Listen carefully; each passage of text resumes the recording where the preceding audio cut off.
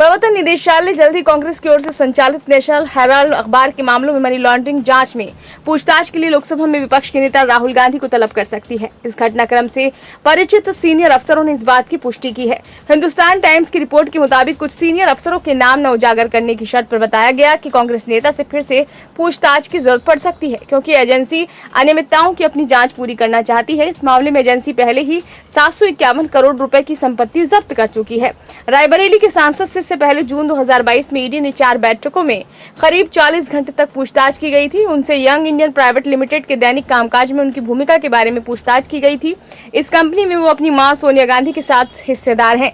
वहीं वाईआई की ओर से एसोसिएटेड जर्नल्स लिमिटेड का अधिग्रहण अखिल भारतीय कांग्रेस कमेटी की ओर से एजेएल को दिया गया 90.21 करोड़ रुपए का ऋण और मुंबई में एक संपत्ति के विकास से संबंधित लेन देन के बारे में भी पूछताछ की गई थी। जुलाई 2022 में 3 दिनों में करीब 11 घंटे तक सोनिया गांधी से भी इस मामले में पूछताछ की गई थी। ईडी के एक अधिकारी ने कहा कि हम एसोसिएटेड जर्नल्स लिमिटेड की जांच पूरी करने और अभियोजन शिकायत दर्ज करने की सोच रहे हैं, ताकि मामले की सुनवाई हो सके। राहुल गांधी समेत सभी जुड़े लोगों को जल्द ही बुलाया जा सकता है। ये स्पष्ट नहीं है कि वित्तीय अपराध जांच एजेंसी सोनिया गांधी को भी एक बार फिर पूछताछ के लिए बुलाने पर विचार कर रही है या नहीं। पिछले हफ्ते राहुल गांधी ने दावा किया था कि संसद के हाल ही में संपन्न सत्र में केंद्रीय बजट पर चर्चा के दौरान उनके चक्रव्यूह भाषण के बाद ईडी उन पर छापा मारने की योजना बना रही है। उन्होंने कहा है कि वे केंद्रीय जांच एजेंसी का बेसब्री से इंतजार करेंगे, क्योंकि ईडी के अंदरूनी सूत्रों ने उन्हें बताया है कि छापेमारी की योजना बनाई जा रही है।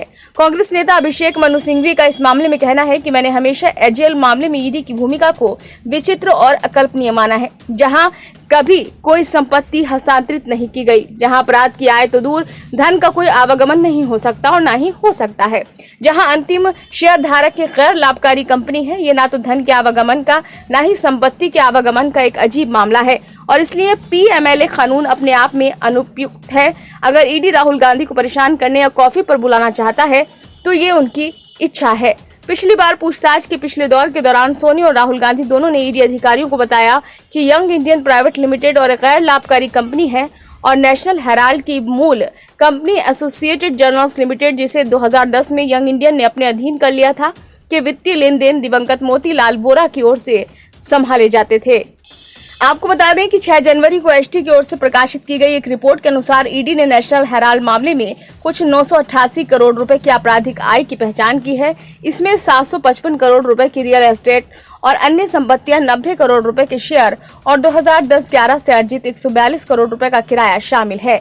ईडी ने दावा किया है कि वित्तीय वर्ष 2010-11 में वाईआई की ओर से कंपनी का अधिग्रहण करने के बाद से एजेएल ने दिल्ली, मुंबई, इंदौर, पंचकुला, लखनऊ और पटना में अपनी प्रमुख संपत्तियों से ये किराया कमाया है। ब्यूरो रिपोर्ट, नई दिल्ली।